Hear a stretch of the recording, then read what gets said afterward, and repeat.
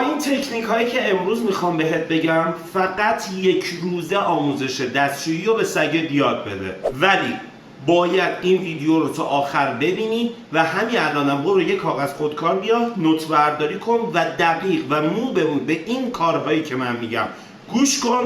اگر نتیجه نگرفتی هر چی تو گفتی من قبول میکنم. خب شاید الان خیلی از من سوال بپرسن که آقا تو الان 2-3 بار توی همین چنل یوتیوب جاهای دیگه آموزش دستشویی رو دادی، پس این چیه داستانش؟ این آپدیت 2024 مونه به اصطلاح. با آزمون خطاهایی که داشتیم، با این همه شاگردی که ما داشتیم، تونستیم به این موضوع برسیم که چی کار کنیم که سریع‌ترین راه آموزش دستشویی اتفاق بیفته. با روش‌های قبلی هم شماها و همه دوستان به نتیجه رسیده بودن و تونسته بودن به راحتی آموزش دستشویی رو به سگشون یاد بده. ولی امروز تو این ویدیو میخوام فقط با وقت گذاشتن یک روزه سگت آموزش دستشوییشو کامل یاد بگیره. کار سختی هم اصلا نیست. بزنید بریم. بچه‌ها قبلا درباره شرطی سازی ها بهتون توضیح داده بودم. شرطی سازی فعال چی بود؟ آقای اسکینر اومد 2 تا اهرم گذاشت، یک اهرم شوک الکتریکی، یک اهرم غذایی. سگو ول کرد داخل این باکسه. سگه میرفت دستشو زد اتفاقی به اهرم شوک گرفت. دوباره رفت چرخید اومد دوباره دستش خورد به اهرم شوک، دوباره شوک گرفت. چند بار این کارا رو انجام داد و یه بار اتفاقی دستش خورد به اهرم غذا و براش غذا ریخته شد.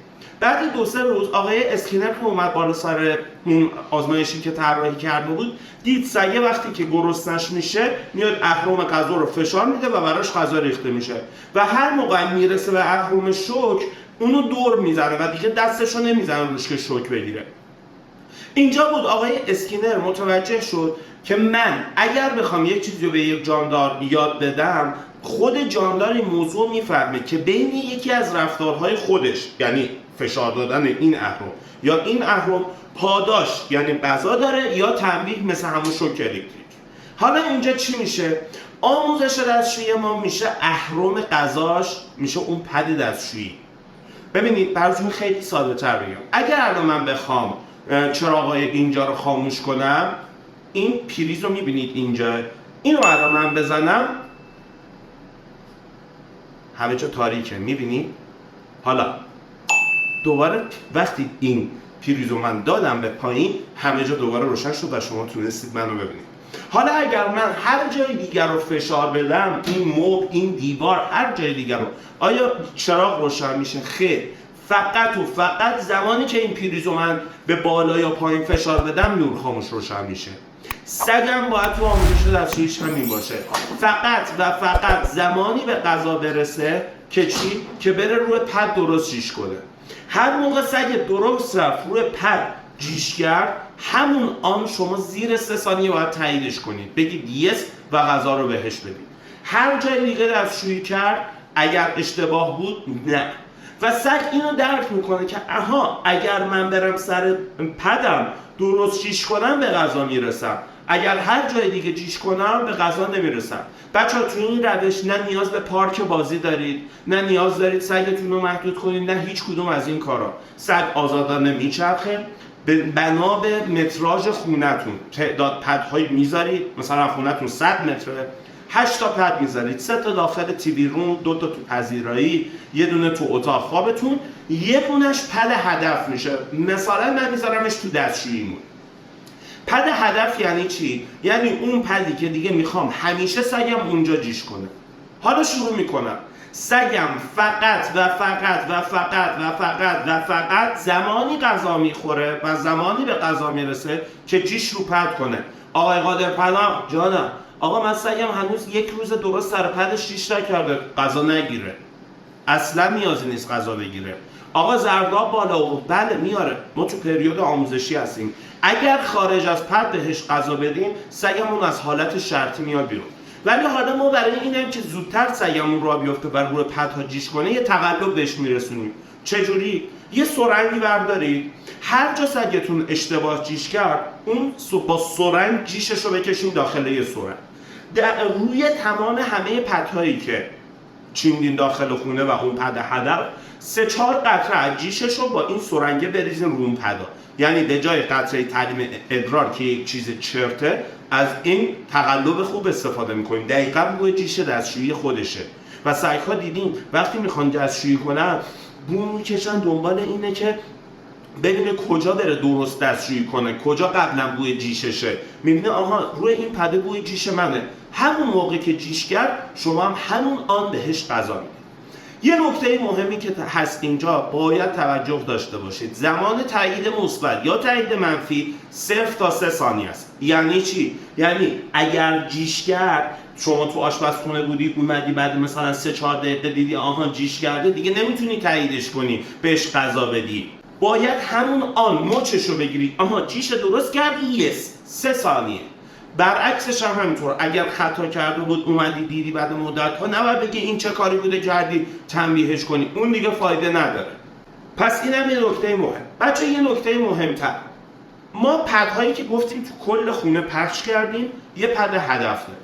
روی این پدهایی که داخل خونه هست هر موقع سگمون جیش کرد 2 تا دونه غذا خشک بهش میدیم.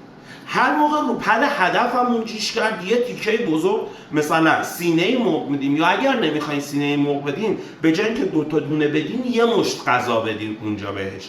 سگ اینجوری اونجا تو اون پد هدف باران تشویقی گیرش میاد و میفهمه آها اگر این نقطه من بیشتر دستشویی کنم غذای بیشتری کسب میکنم یا مرغ میگیرم و برام خیلی جذاب‌تره، پس بیشتر میرم روی اون پده.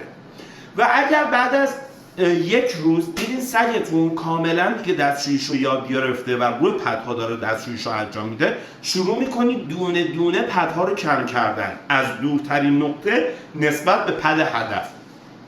پدهای پذیرایی رو یه روز یکیشو قرار بده، روز بعد یکی دیگرش رو همینجوری کم کم میکنید تا بمونه یه پد و سگت فقط اونجا درست دستشویی کنه. یه نکته هم که بهتون بگم بچه‌ها، اگر دوستی کنید، دوستی خاله خرسه کنید، محبت بیجا کنید، تقلب الکی بهش غذا بدین، مطمئن باشین سگتون دستشوییشو یاد نخواهد گرفت. 1. 2. بچه‌ها اگر صبح سگتون رفت سر پد جیش کرد و گفتی آقا قادر پناه گفت جیش کرد غذا بده، 1 پرس 2 پرس غذا بهش ظرفشو پر کنی بخوره، سگ دیگه بی انگیزه میشه که جیش بعدیشو بره سر جاش درست کنه.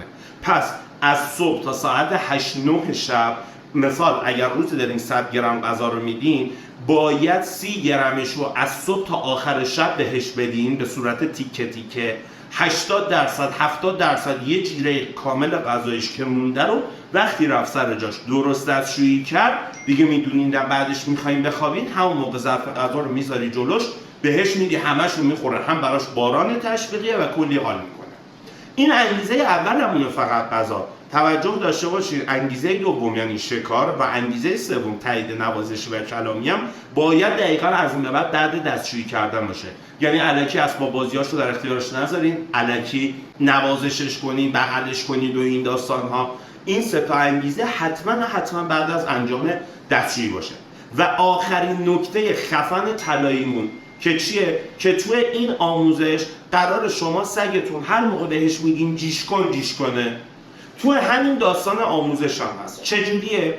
شروع میکنید هر موقع سگتون رفت سر پد شروع به جیش کردن کرد، تکرار میکنید پشت سر هم جیش جیش جیش جیش جیش جیش. جیشش که تموم شد میگید یس و تاییدش میکنید، غذا میدی، شکارش رو براش میندازی، اسباب بازیش رو نوازشش میکنید، کلا خیلی حال میکنه. بعد از یه مدت طولانی که مثلا 1-2 روز این کارو کنید، هر موقع سگتون میره سر جاش درست جیش میکنه، شما پشت هم تکرار کنید جیش جیش جیش جیش، سگتون اینجوری میشه که دفعه بعد هر جا خودت ببری بهش بگی جیش جیش جیش، سری جیش میکنه و سگ دستشوییشو به صورت یک کد یاد میگیره. این هم یه نکته خوبه و بسیار کاربردی که میتونین تایم جیش سگتون هم دیگه حتی دست خودتون باشه، همون خواستیم بهش بگین جیش کن. بچه‌ها اگر سگتون دروغگو شد یعنی سگتون شرطی شد. یعنی چه دروغگو شد؟ یعنی اینکه الکی رفت سر پد ادای جیش کردن در آورد ولی جیش نداشت، یا شاید یه نقطه انداخت و اومد گفت غذا بده، یعنی اینکه دیگه خیالت راحت باشه دستشوییشو کامل یاد گرفته. حالا همه شاید بگن آقا تو درباره جیش صحبت کردی، پوپوش چی میشه، پیپیش چی میشه؟ بچه‌ها پوپو و پیپی زمانی اوکی میشه که جیش یک سگ 100% اوکی شده باشه. وقتی شما درست و دقیق سر جیش یا جیشش تاییدش کرده باشی و سگتون شارتشه، بعد از 1-2 روز میبینید مدفوعش هم دیگه میره سر جاش میکنه. دمتون گرم که تو این ویدیوهای خفن همراه من بودیم. آموزش 1 روزه دستشویی، برید ببینم چی کار میکنید. آخه ندارم من وقتشو بتم باشه بام، فقط وقتایی که خونم میتونم بذارم تایم. قصه نخور برا اونم دارم یه راهکار عام، بهت یاد میدم توی سایتم با آموزش آنلاین. اینجا تکمیلمه چی با اصول بنا شده تیزی تو تربیت پتت تنها. اگه کلافه شدی از دست پتت فقط لازمه بیاری یه راست به قادر بنا. توی پیجم کلی آموزش دارم که واسه توست، فالو کن تا تو این خانواده باشی با ما عضو.